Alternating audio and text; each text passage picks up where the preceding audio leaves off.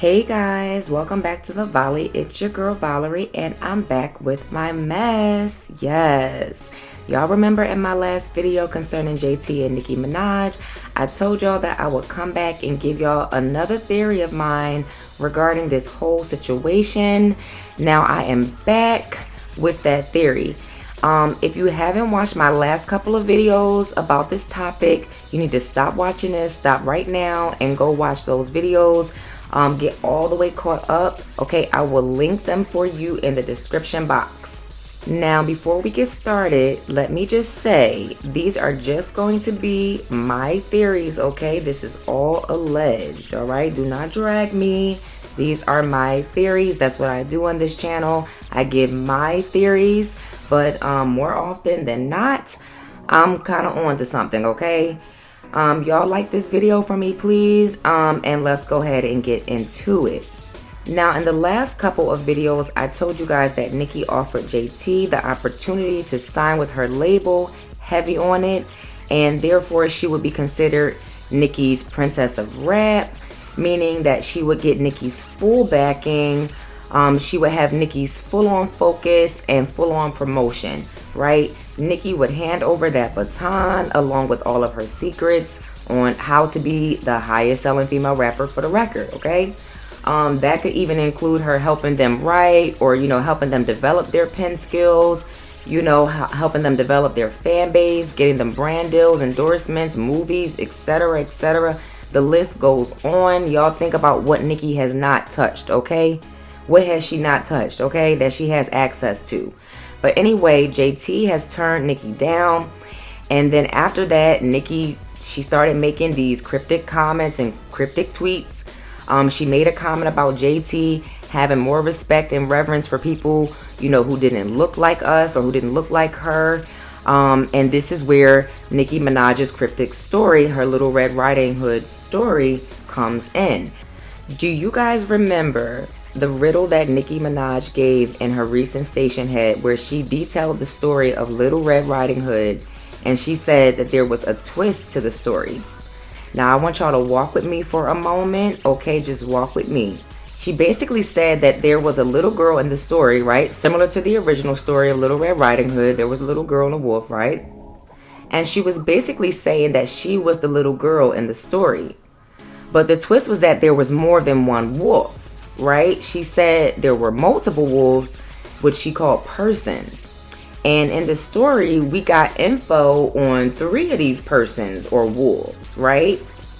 One wolf was unable to go all the way into the house because it would have been too much for them to hide their big teeth or their true colors, right? And one wolf was able to go inside because they had help, right? There was another wolf or another person that had some knowledge about how they could get that wolf inside the house, right? Because they had been inside the house or they had been around the house. They were familiar with the house, right? So they kind of knew a little bit, right?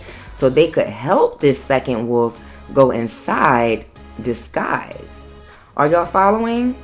This is why I said make sure y'all watch my last video first. But anyways, there are 3 characters here. The first wolf with the super large teeth that they couldn't hide. The second wolf that is able to go inside. And then the third wolf, or the person who is mentoring this second wolf on how to get inside the house disguised, right? So that they can steal all the apples and bring them back, right? And what these apples refer to are the gems, the wisdom, the knowledge, or, the blueprint of what makes this little girl so successful, what makes Nicki successful.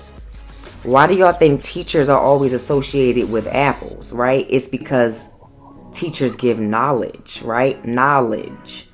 See, Nicki thinks in riddles, and that's why her pen is so unmatched compared to these other girls. So, we've already identified what the apples mean. The apples in her story represent whatever knowledge, whatever connections, whatever she does, whatever she's doing, right? In order to bring her this success that she's had and that she still has 15 years later in the game, they want this blueprint. They want her pink print, okay? So that's the significance of the apples in Nicki's story, okay? So we got at least 3 players in this game or story. And of course, we have the end goal or the agenda, which is to get the apples, right?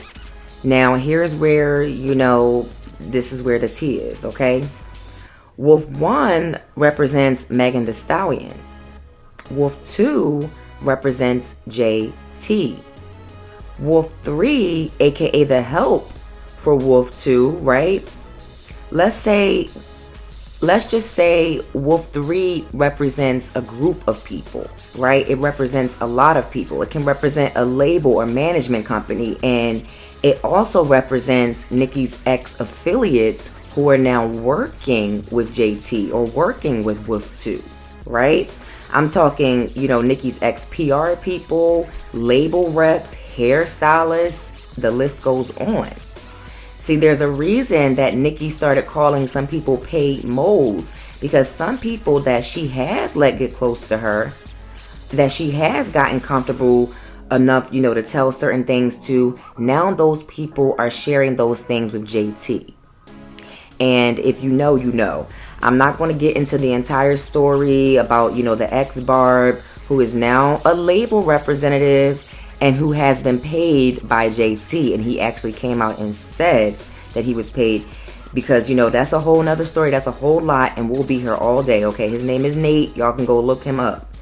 But like I said, Wolf 3 represents a bunch of people, a group of people, right? Including label or management companies that are all coming together to push JT into this house to get these apples, okay? Can y'all guess who this management company is? Well, duh, it's Roc Nation, of course. Nicki has always been very vocal about the higher-ups and Roc Nation trying to sabotage her, right? Trying to take her down, trying to create another Nicki with the factory, right?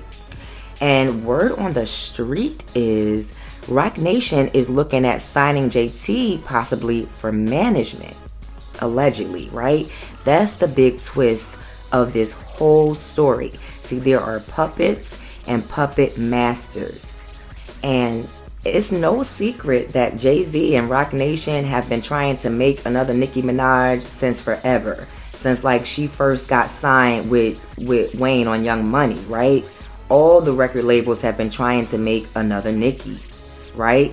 There was Nicki, with Young Money, and then Cardi, but Atlantic got them. So, Roc Nation has still kind of been scrambling in search of a female rapper that could really go toe-to-toe with Nicki, right?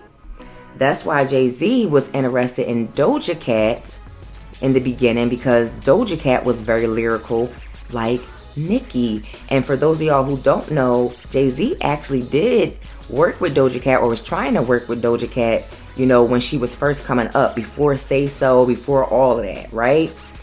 And so because he's been so hard up looking for this female rapper, that's also why he went and snatched up Megan Thee Stallion from up underneath 1501, right? Because Megan was also lyrical and was getting some buzz, right? Jay-Z was trying to find a replacement for Nicki since the whole Nicki hate train even began. And I want to shout out the IE Network, Heaven Hollywood, because he gave a beautiful, beautiful breakdown of the whole history of Roc Nation's beef with Nicki Minaj. If y'all haven't seen that, go check that out.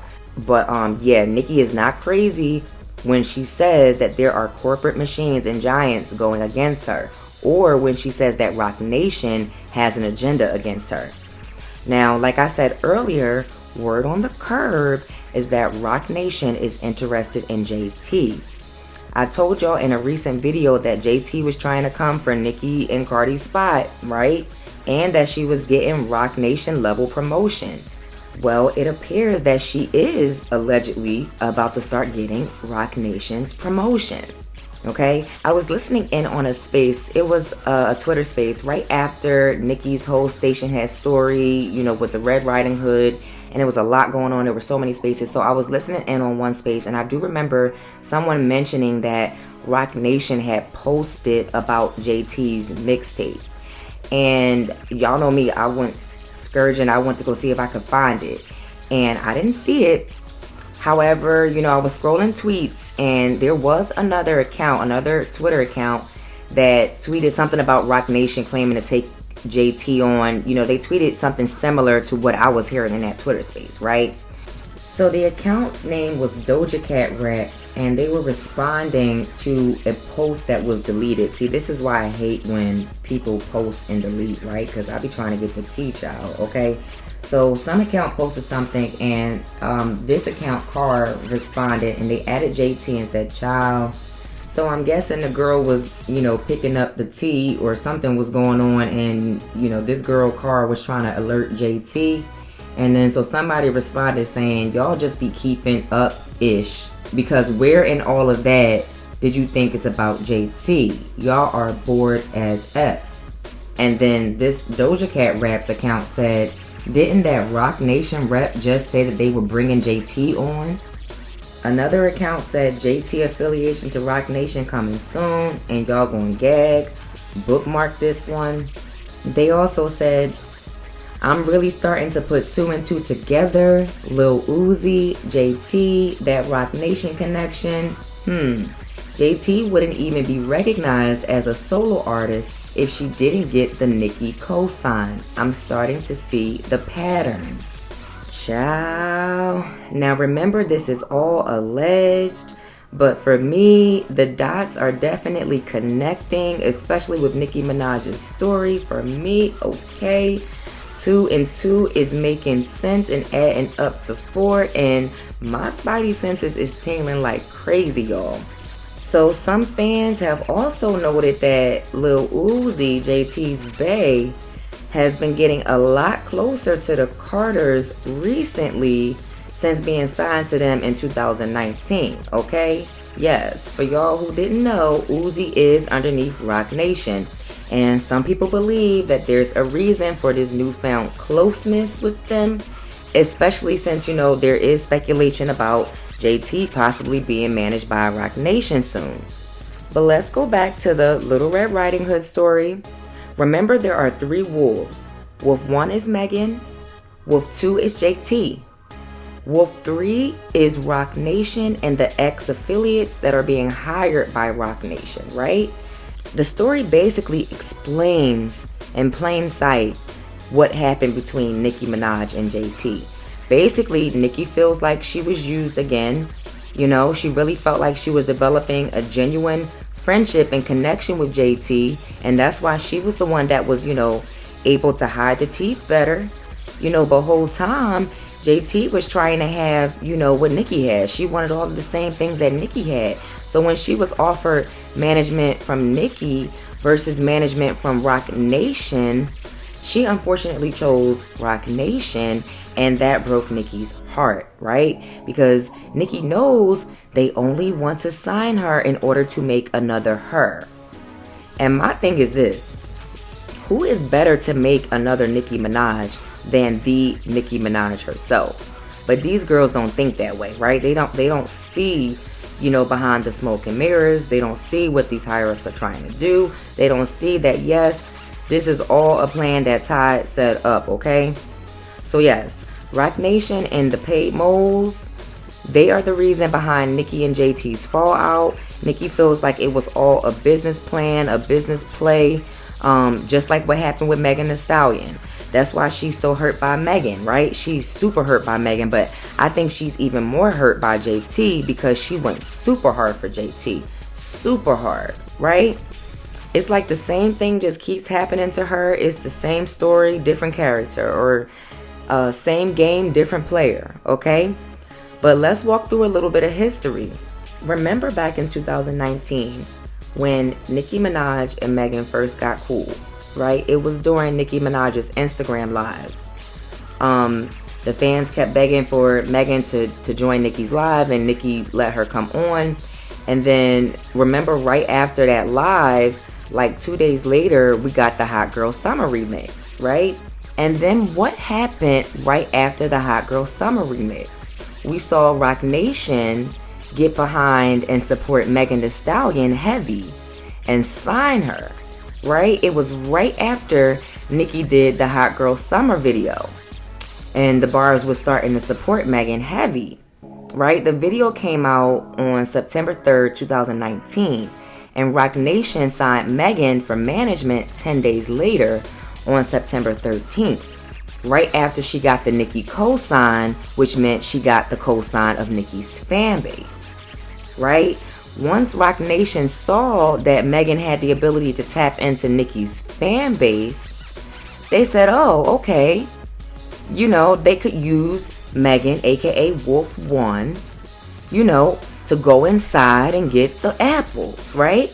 And they could use Megan as their pawn to take down Nicki Minaj. But like Nicki said in the story, the twist was that it was too much trouble for Wolf One to hide these big old teeth, right? Emphasis on the big teeth, big foot, big teeth, right? So their little relationship fell off before Megan could go in and get the apples, right? Before the mission was completed, that fell off, right? And then Savage Remix came out shortly after, and Beyonce was taking shots at Nicki Minaj on Megan's song.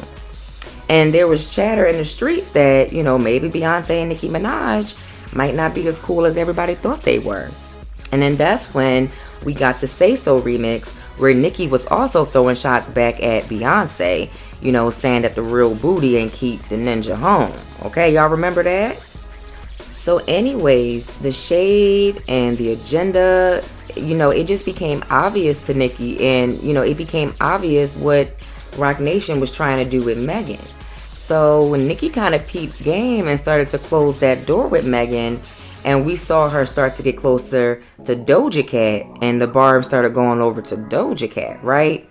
But then, of course, they wanted to make it look like the fallout between Megan and Nicki happened because Megan Thee Stallion did WAP with Cardi, and she wanted to be friends with Cardi, right? Now, who else has tried this route? Where else have we seen this? But anyways, after that narrative happened, right? The whole, Nicki's mad because of WAP. Some barbs still chose to support Megan. Like, some of them were saying, like, oh, it's just business. She's not petty. It's not about that. She understands, Barbs really didn't wake up to the tea about Megan and Nicki until Nicki came out of a small hiatus in 2021 with the Seeing Green record, right? It was when she re-released the Beam Me Up Scotty mixtape, right? And she had called Megan thirsty and an alcoholic on the Seeing Green record and said she sends shots, send them back, or flee the scene, right? Everybody knew that was about Megan. And then Megan dropped the Thought-ish record not that long after as a response, and was saying, ain't nobody coming to see you, Otis, basically calling Nicki Minaj Otis, and was throwing her Grammys in her face. Child, it was a lot. But the barbs, it took the barbs forever to peep what was going on. Like, Nicki literally had to spell it out, right? But by then, a lot of the barbs were already either hotties or barb hotties, or I don't know what the hybrid was called, or they were at least like music fans of Megan. Like, by that time they enjoyed Megan, right? So Nicki still had to share her fan base. But anyways, the mission was not accomplished with Megan. She didn't successfully get all the apples or the full blueprint from Nicki because she was identified early on by Nicki as the snake that she is, or let's just say the wolf that she is, for the sake of the riddle. So at this point, Roc Nation needed to find somebody else to accomplish the mission. So now that Roc Nation is seeing that JT is also able to tap into Nicki Minaj's fan base, similar to how Megan was able to, they have now allegedly turned their attention to JT. Do y'all remember when Nicki said in that cryptic tweet that there was a person who would rather take advice from people who wouldn't spit on them if they were on fire than to take advice from her, right? So that person is JT, and the people who wouldn't put out her fire is Roc Nation. Okay? Allegedly, Roc Nation wants to sign JT. But they want to see how she does with this mixtape and tour first, right? That's why she did that little live, where she was telling her fans that her life is on the line and that her life is depending on her getting a certain number of streams. Now, for the people in the back who are going to challenge me on this, Yes, JT is still signed to Quality Control and Capitol Records, right? But those are her labels. Now, QC manages her, but she can also still be managed by Roc Nation, okay? She can still be managed by Roc Nation for some level of management. There are multiple contracts that an artist can hold, okay? So if JT does land this deal with Roc Nation, then she's definitely going to be challenging Cardi for her spot, like I said. And of course, they're going to try to use her fallout with Nicki to try to turn fans against Nicki, or at least try to garner her fans on her side, on JT's side, right? Similar to how they did with Megan, right? It's the same story, right? Same story, different wolf, right? There are some people that's also saying that there's a Beyonce collab, you know, on the way for JT. Now this could just be, I don't know. You know, Beyonce jumped on Megan after Nicki's co-sign, and they're saying that now JT has a Beyonce co-sign, and that they're hoping that Beyonce's co-sign will also help JT garner some fan support to go up against Nicki. You see, it's the same formula that they use with Megan, and that they're trying to do with JT now. But unfortunately for them, Nicki is too smart for this. She's already figured it out, and that's why she's going so hard with pulling back her support. You know, she's taking back everything she ever gave JT. She's closing them doors. She's closing them doors. No more apples, no more secrets, okay? But I do understand Nicki. I feel for her. Like, I do feel like, you know, she really can't trust these girls. Because as soon as the higher-ups come, you know, waving some money in their face or saying, like, hey, we'll pay you to beef with Nicki or go against Nicki, that's what these girls are going to do, right? Like, Nicki's not dumb. She's not stupid for being protective. Child, it's a lot. But that was my little deciphering of Nicki's Little Red Riding Hood story, or riddle. You guys can tell me what you think in the comments below. And if you enjoyed the content, please like the video for me. It truly helps my channel. I am still growing. And I'll talk to you guys again in my next one. Bye.